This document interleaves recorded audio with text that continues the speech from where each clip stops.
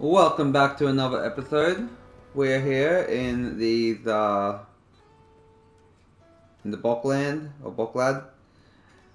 So we're going to quickly teleport over to the other side of the desert to get this quest done.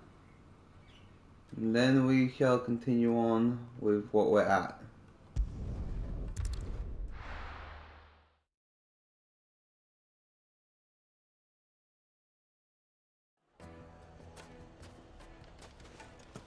People take notice of wealthy men. Shouldn't be too hard to track down Kara's collector. It's gone. The whole mother crystal.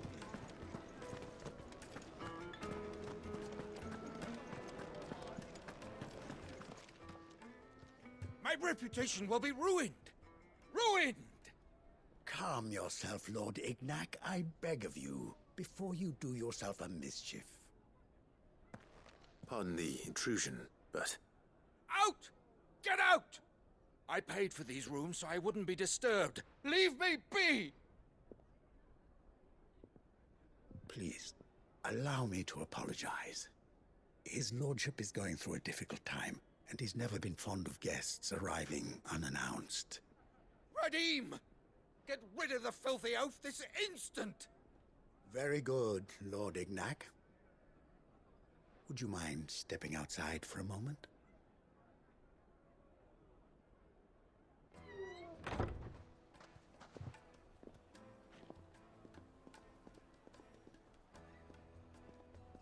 I'm sorry if I've caused you any trouble. That? Oh, no. That's just how his lordship is. Though the morning's events have left him somewhat fractious. He has been dispossessed of his luggage, you see. The thieves also made away with a considerable amount of coin. Coin the innkeeper will soon be keen to collect. I don't suppose a certain blade was among the stolen items. A single-edged sword. It was purchased from a merchant friend of mine. Ah, you know Lady Karen. Yes, I'm afraid it was. Then I'll retrieve Lord Ignac's luggage. But I have one condition. You have but to state it. You are welcome to anything that is within my power to grant. I want an audience with Lord Ignac. A few minutes should be enough. Then I'll be on my way. A condition I would be a fool to refuse. Of course, you shall have your audience. I don't suppose you saw where the thieves went. I did not, no. Though some discreet inquiries made on his lordship's behalf mean that I know where you might find them. The bandit's bed. Every ill-gotten coin in Dalamal is said to pass through that disreputable corner of the Valcroy. And that's where I'm heading. I shall speak to Lord Ignac in your absence, and arrange for an audience upon your triumphant return. That will be very kind of you. Farewell, and best of luck.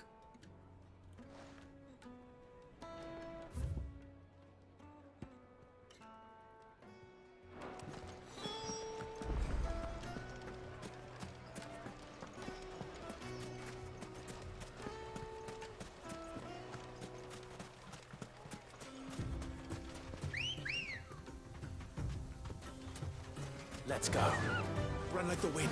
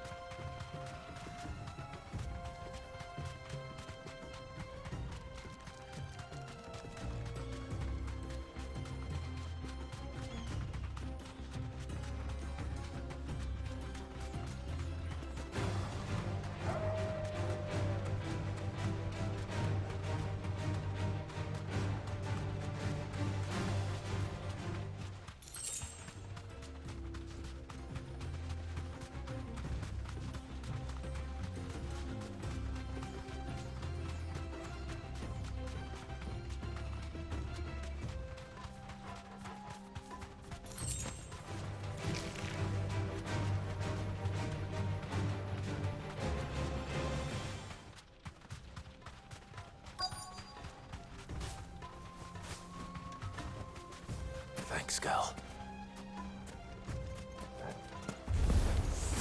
We've got company!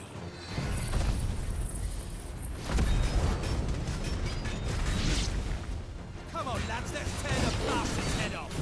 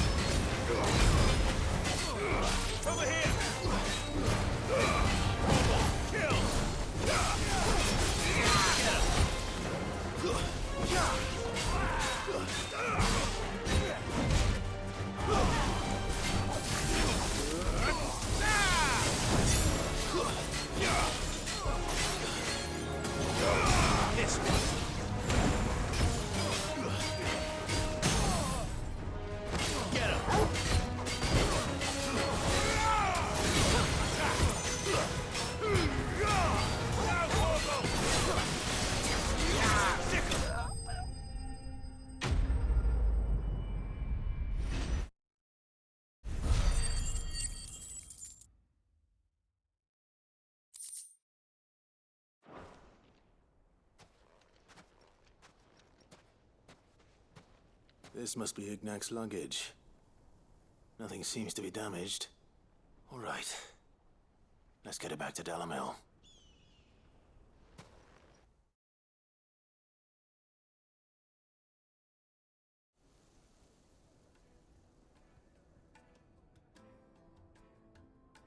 I hear I have you to thank for the return of my effects. What shall I call you, my good man? Wyvern. Glad to make your acquaintance. A formidable name indeed. Well, Wyvern, I appear to be in your debt. Redeem here tells me you wished for an audience. Is that all? A few moments of your time should suffice, yes. You're a peculiar fellow, Wyvern. All right, speak. Master Wyvern was wondering if you could tell him about a certain single-edged sword you recently acquired. Oh, a true work of art, that one. Karen drove me hard on the price, but I would have sold her Radim here to get my hands on that sword. It was made in the Outer Isles, far beyond the Twins, and is used exclusively by the practitioners of a unique school of swordsmanship.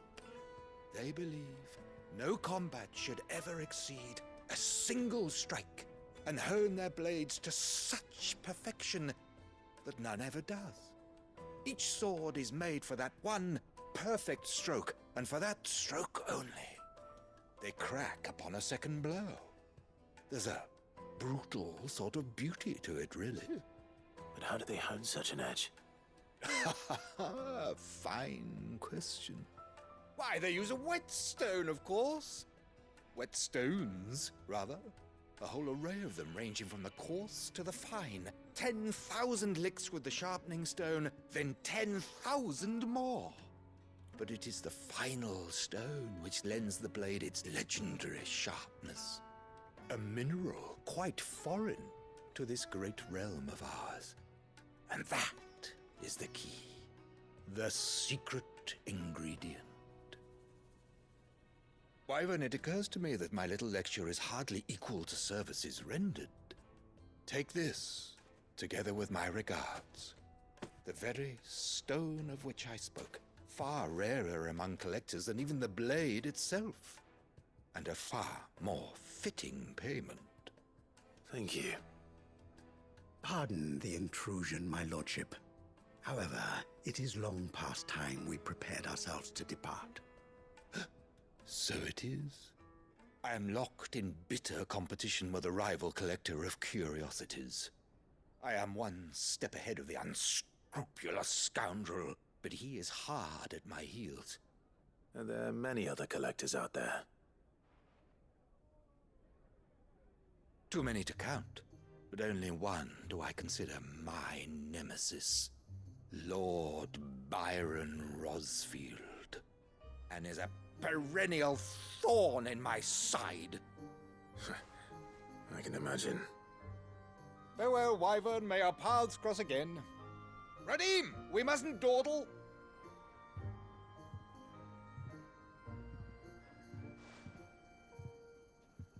I think his lordship is rather taken with you, Master Wyvern.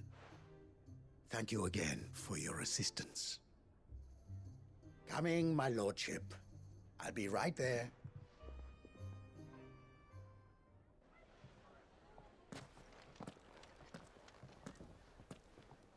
Trust Uncle Byron to find such an interesting rival. Now, let's see what Blackthorn makes of this whetstone, shall we?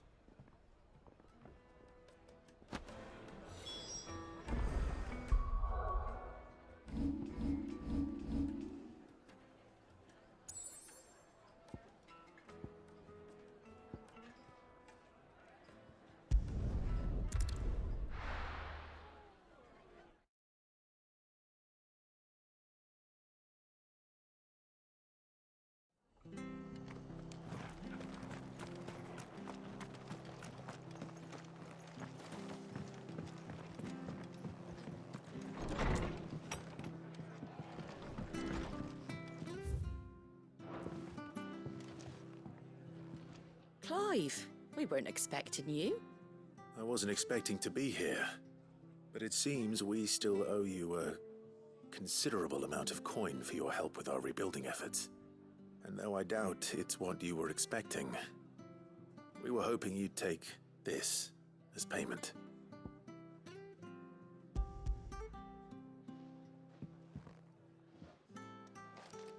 A star ruby? I can't accept this. It's worth at least twice what you owe me. More if you can find yourself the right buyer. Think of the difference as interest. Interest? If word got out I charged that much, no one would ever borrow from me again. Anyway, why are you the one here asking me about this? I'd have expected Otto. Bit much sending the Lord Marquis out to settle your debts, isn't it? The old goat working himself to death again. Something like that. Most days I think he's the only reason the hideaway's still standing. Same as always, eh? Back when the place was nothing but a twinkle in the eye of a recently retired Lord Commander, word is he was the first one Sid reached out to.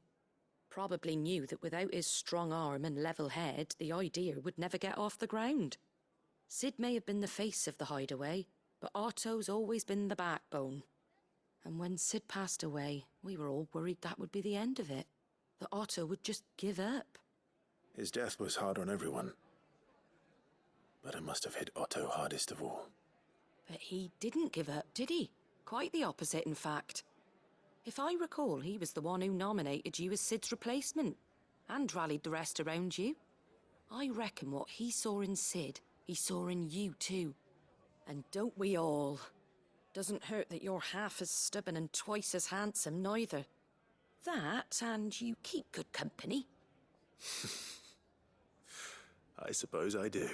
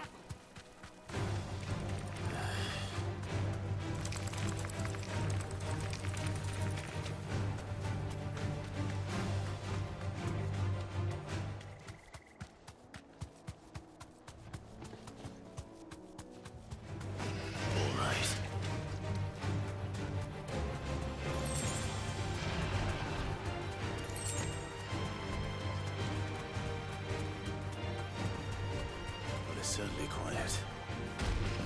If I were a giant antelope, it would seem like just the place.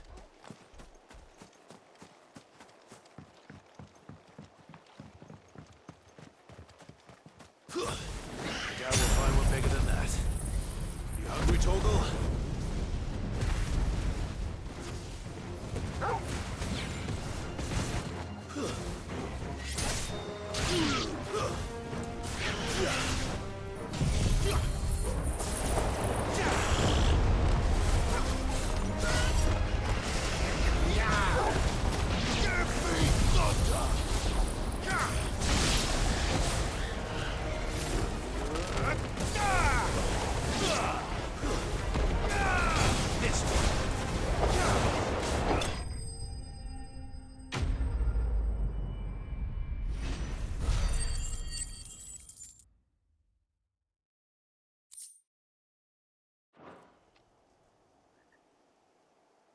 Now,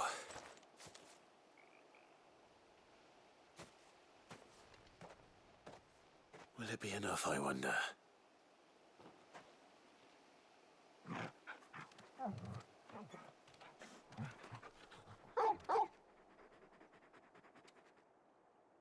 I say that answers my question, which means we owe the lawsmen our thanks.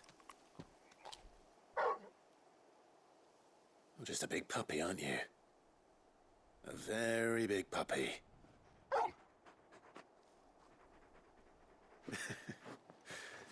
You do know you can take that with you, Torgal.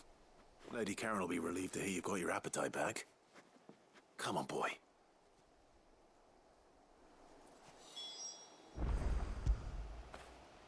That'll feel good, boy.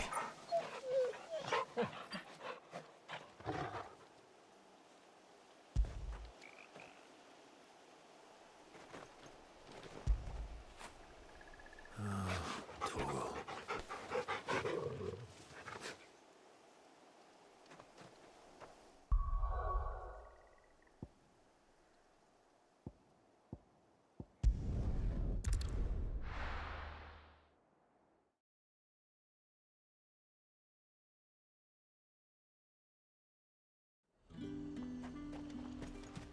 There's talk that the glass gate flood.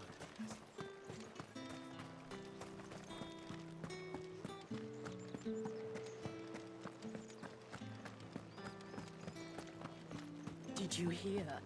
The gates to heaven. I want to see you again. What am I going to do without Sweetwater and Oil of Talc? Milady, I come bearing gifts. Gifts? Whatever is the occasion.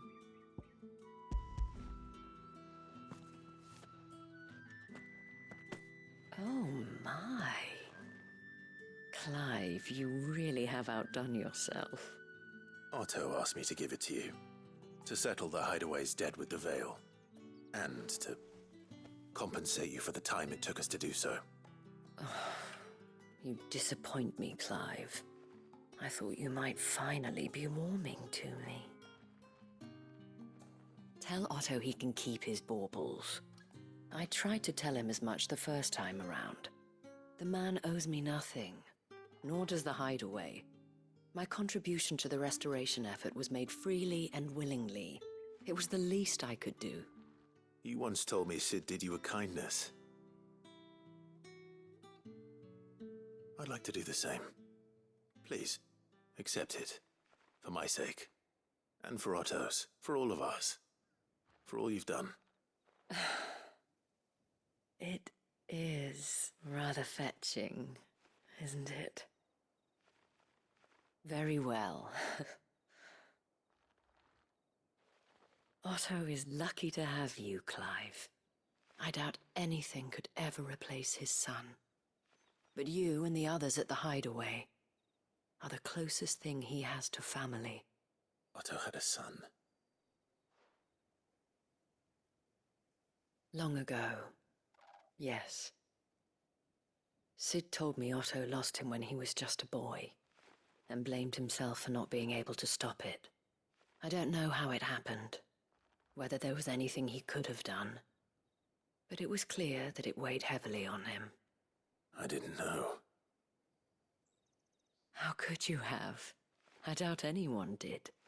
Besides Sid, I've never met a man more keen to bear his sorrows in stoic silence.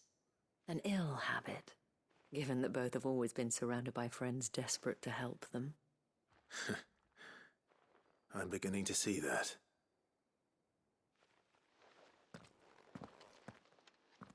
Go will want to know the stones were delivered, if he's still with us.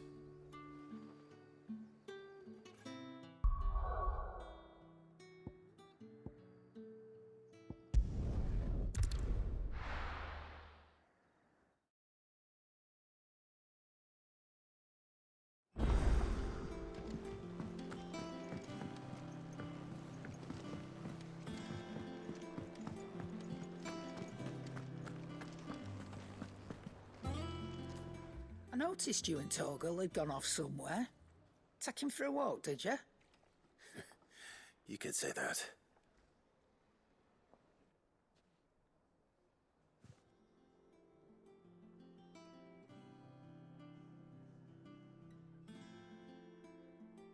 So, Molly's leftovers weren't good enough, eh?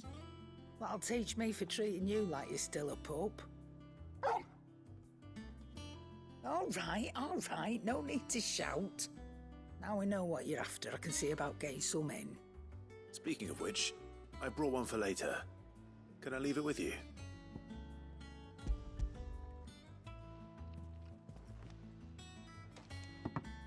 You can, eh?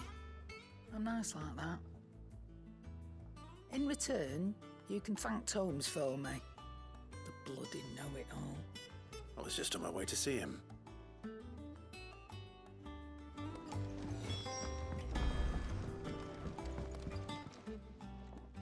Sorry for the wait, but hopefully you'll agree it was worth it.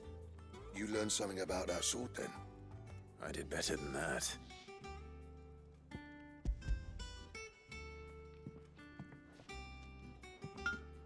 A whetstone? Yes, but not one you'll find anywhere in Valisthea.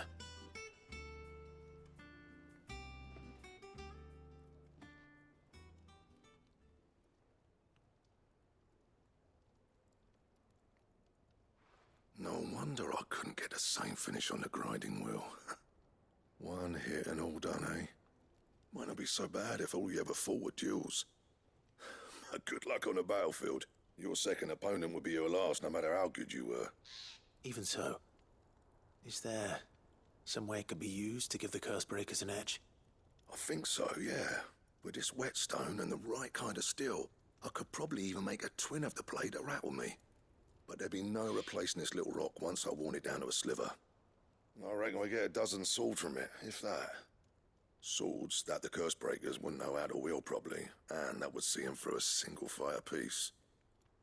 Nah, no point trying to copy that thing. Be about as much use as a wax anvil.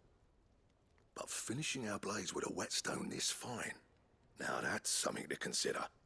And what's finer than fallen masonry, eh? Or more hard-wearing, for that matter. Just imagine it. Good Valisthean steel with an edge as sharp as any found in the Outer Isles. I won't make a copy, nah.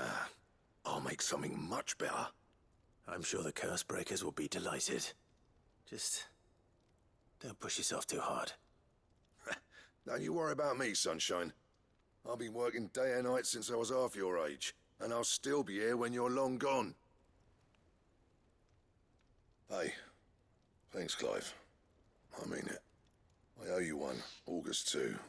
It's good to know someone's looking out for me. He'll be happy to hear you said that. And I'll see that my debt to you's paid. First new blade I make's got your name on it. You come and find me when you've got the materials. All right? I will.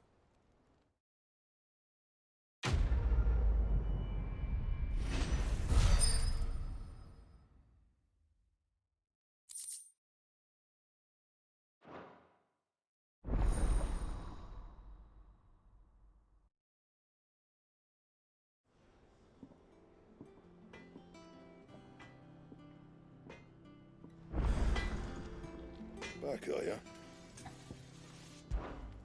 What do you want?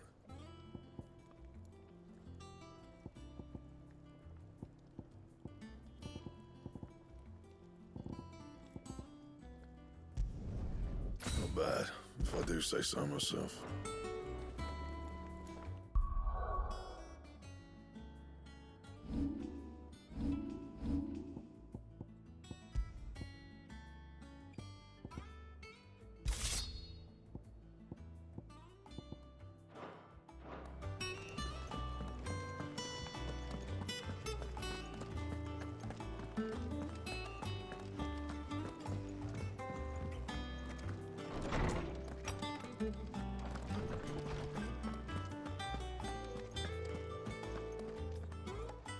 Ah, Clive. Were you able to locate your quarry? We were indeed, Lawsman. You pointed us in exactly the right direction. And Torgal's been a very happy hound ever since. Very good, very good. Lady Karen sends her thanks, by the way, for your part in solving the mystery. Ah. But that reminds me. After your last visit, I found myself pondering Torgal's talents. Do you recall our conversation concerning Lady Jill's role in Torgal's transformation? About how she somehow woke the power within him. Precisely that. A reasonable conclusion, I thought, but one which raised certain questions in my mind. You see, the Fenrir of legend served Shiva and Shiva alone, and while the powers attributed to him are certainly impressive, the records imply they are somewhat different in nature to those you described Torgal as having used. What are you suggesting? That Torgal may be the beneficiary of more than one icon's power.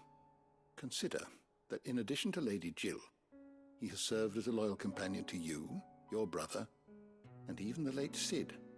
In short, the icons hitherto near at hand, or should I say at paw, have been diverse and plenty, and that number has only grown as the realm's dominance have fallen to your sword. One can but speculate as to how all of this has affected Torgal. He has seemed more fierce of late. And if I am not mistaken, he will grow fiercer still.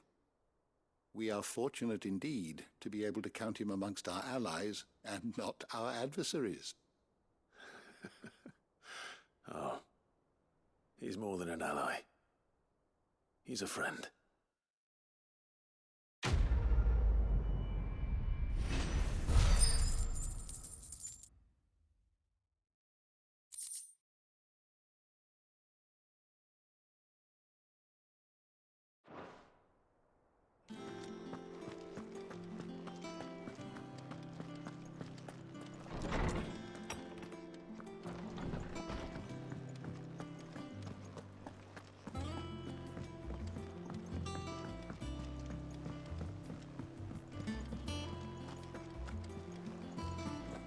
Is that the thing Tomes helped do? Mid told me she was building a ship.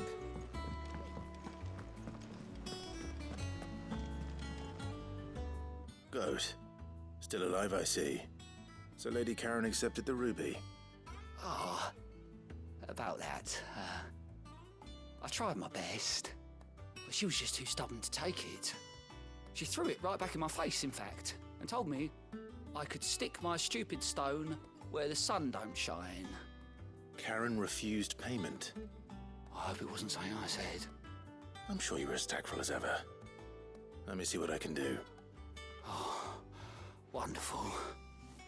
I hope you have better luck than I did.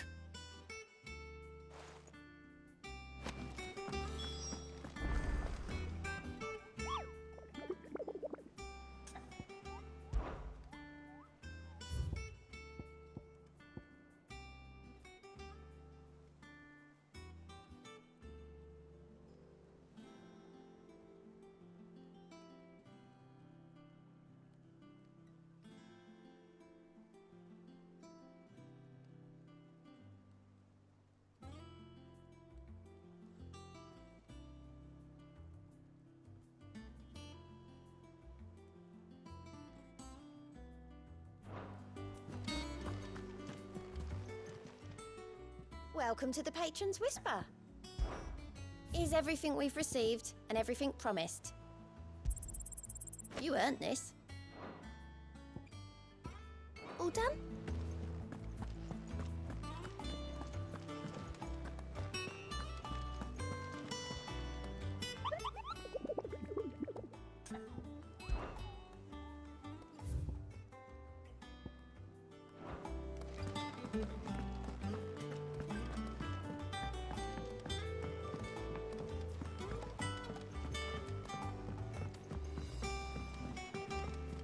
I don't know where Cid gets the energy.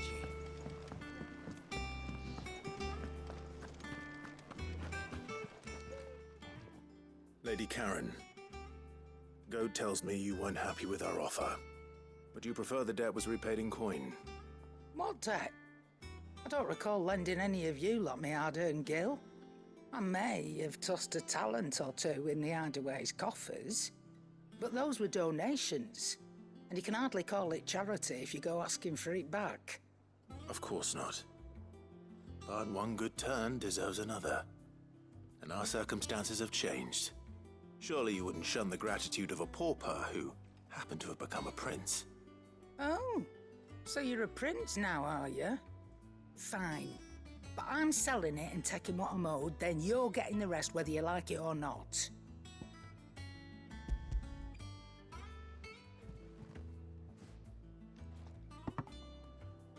Where'd you even get this? A decent trader might nab 1,000 talents for a star ruby. A canny one, meanwhile, might claim it were nicked from the belt of Sid the Outlaw himself and ask twice as much. Might be I already have a buyer in mind. Might be you even know her. A fine continental maid whose beauty's only eclipsed by a guile in commerce. You wouldn't mind, would you? Not at all. Just be sure to tell her that it's always a pleasure doing business.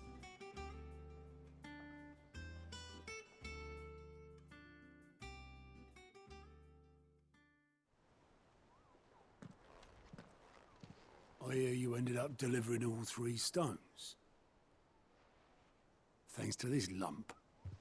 I sometimes wonder what I pay you for. Speaking of which,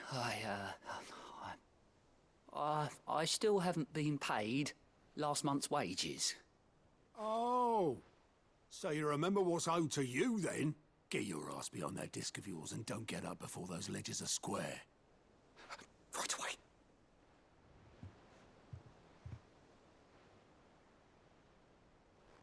I've seen that before. You have, yeah. Plenty of times. It was the only goblet Sid ever used.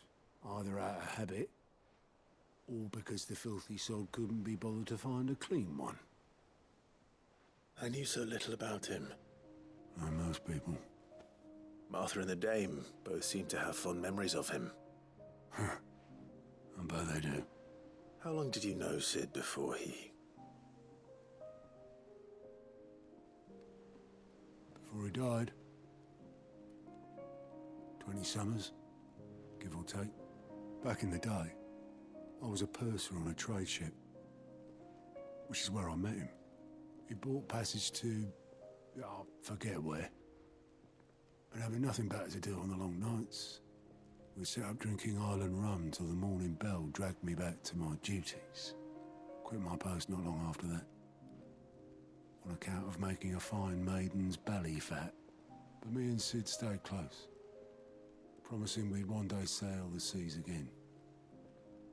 That was before fate stepped in and said she was having none of it.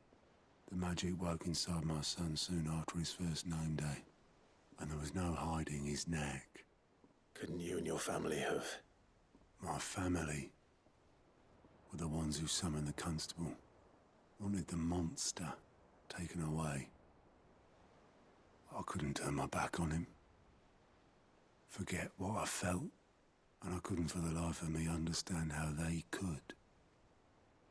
Luckily, Sid was of the same mind as me. It was him who stood beside me when all I wanted was to tear the whole world down. Him who cried for me when I had no tears left of my own. Him who swore he'd do everything he could to stop it from happening again. And he was true to his word, too. Left the Royal Army once and for all. His ranks, his ribbons, gone. Just like that. Threw away everything he had. All to right a wrong that no one else had the courage to face. I knew then I'd follow that man to the ends of the earth.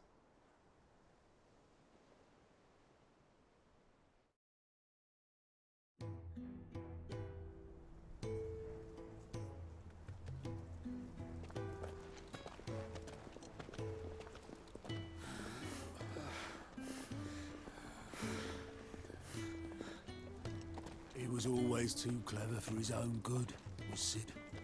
Saw the world for what it really was, while the rest of us were content to go along with the lie we were shown.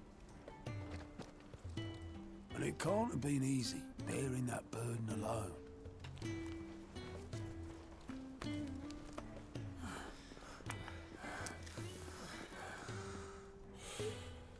But he didn't let it stop him. He never lost faith in what he believed was right. And that gave us faith in him. Faith he'd steer us true. So I swore to myself that I'd always be right behind him, ready to catch the stubborn sod, if ever he should fall.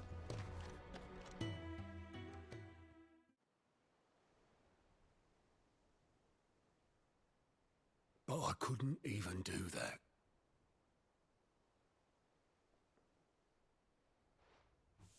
Ignore me, just the ramblings of a tired old man. Leave that lot. I'll tidy it up in a bit.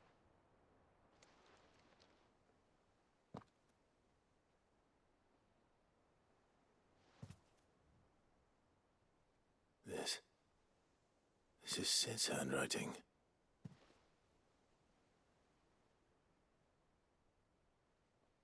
Dear Otto.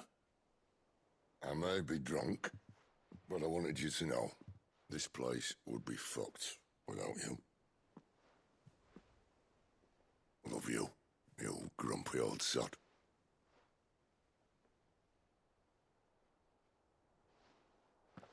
This note. Hmm? What about it? Sid was right. Without you, we'd all be lost.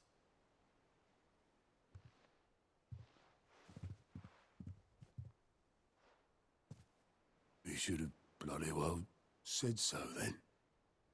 Just once. Before he went. But then, why would he? Him, or anyone? I'd only have told him to piss off.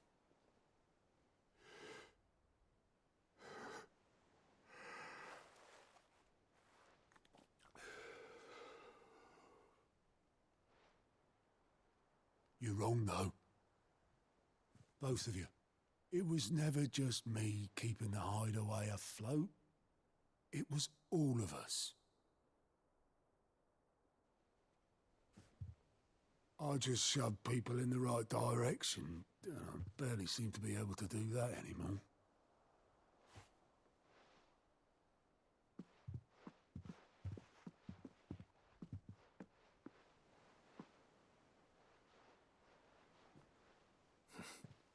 Would you rather go at the helm?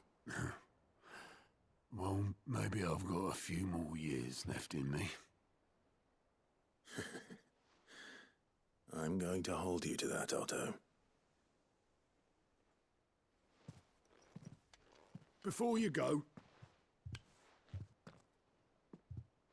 Sid would have wanted you to have this. But that's... This'll do me just fine.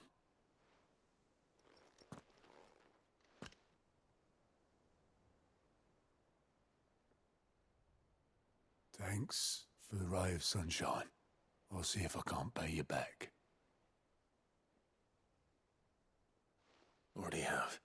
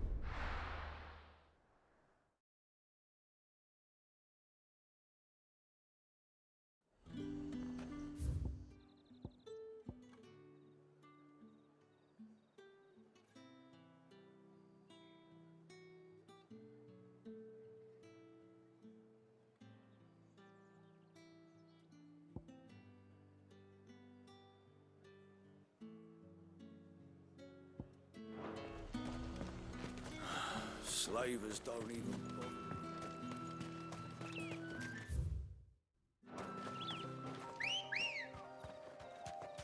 Ready, girl? Yeah!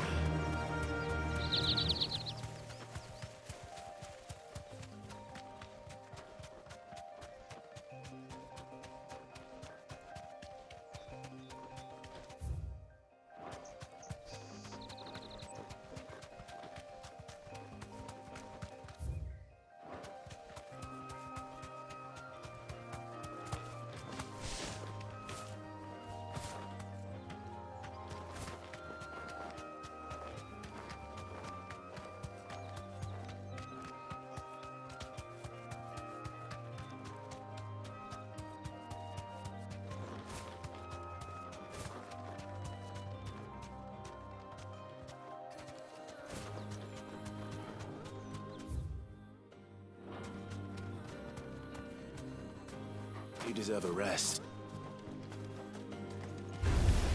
They die here!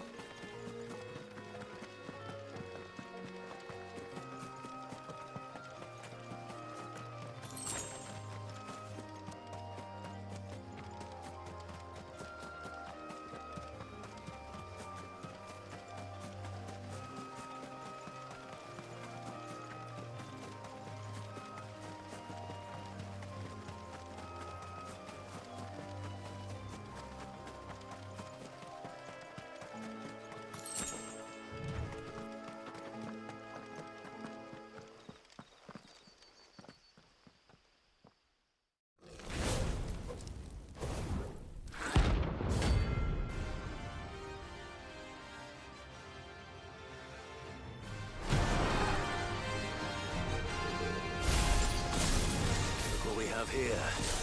Greetings, Your Majesty.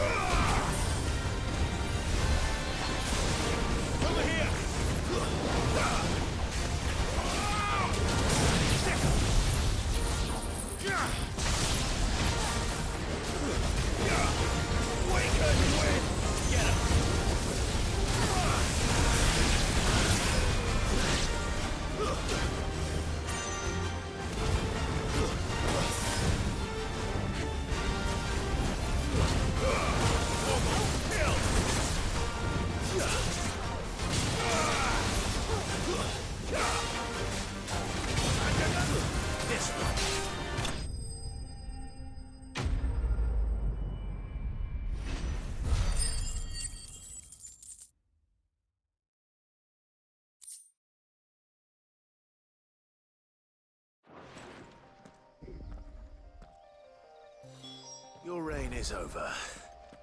Now to collect the ash. This looks like the stuff. Let's see if there's any more.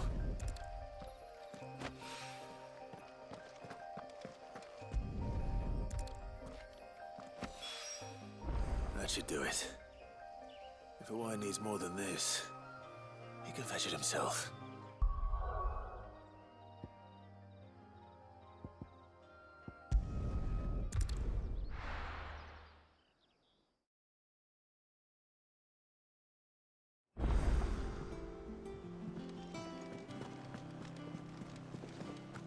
Is that the thing Tomes helped with?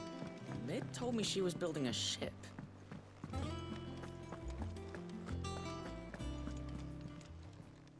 How may I help you today, Clive? Your benefactors are a generous lot. You earned this.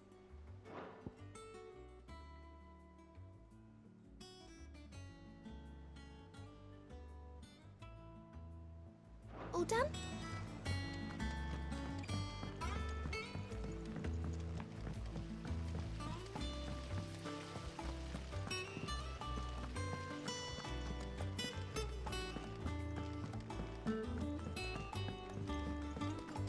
I think Mid might need some help tidying up.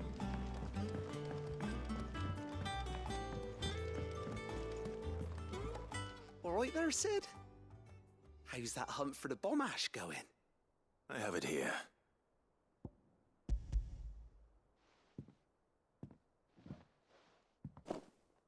That's the stuff! And plenty of it, too. Enough to keep the Olympic bubbling away for a good old while. You're a gent, Sid.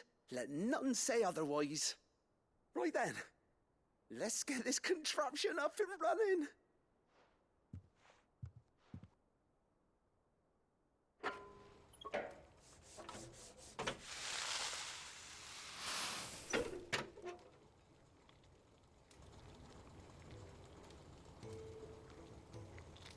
There we have it. The Telemon Alembic. And it works just like the chief said it would. Very impressive. Says the man who cut down a burning boulder. Speaking of which, I still haven't returned the favor. There's no need. The good it will do for the hideaway is reward enough. Don't be silly. Why don't you let me take a look at that bag of yours? The one you keep your potions in. Reckon I could work some magic on that, huh? What kind of magic? Well, we happen to have isolated a substance in our test run of the Alembic that I reckon will make even the toughest lever supple as anything. Thought we might use it to breathe new life into old boots and the like. Save the hideaway a few gil. But I reckon if we slap a bit on your bag, it'll loosen it up enough for you to squeeze in a bottle or two more. Well, it can't hurt to try, I suppose. That's the spirit.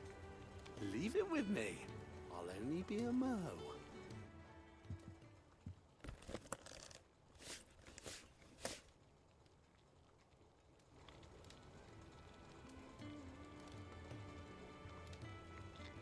Well, what do you reckon? It certainly feels more flexible. Right? Told you.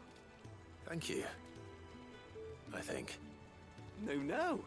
Thank you for supporting Mid and the rest of us in our endeavors. Without you, we'd never have been able to discover wonders like that stuff I rubbed on your bag. And I'm telling you, there's plenty more where that came from.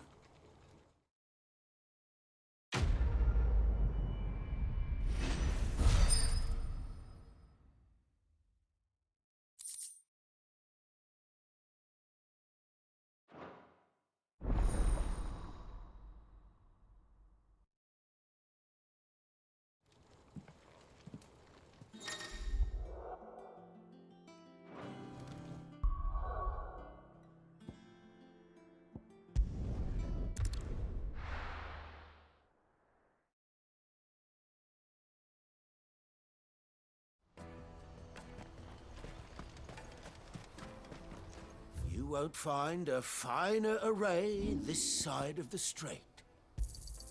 You're sure you don't need it?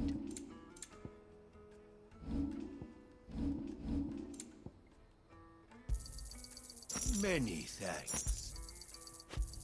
You've a discerning eye. A fine choice. You've a discerning eye. Many thanks. You're welcome anytime. Out of my sight, wretch. Alright, I'll call that here. Hope you enjoyed. Bye bye.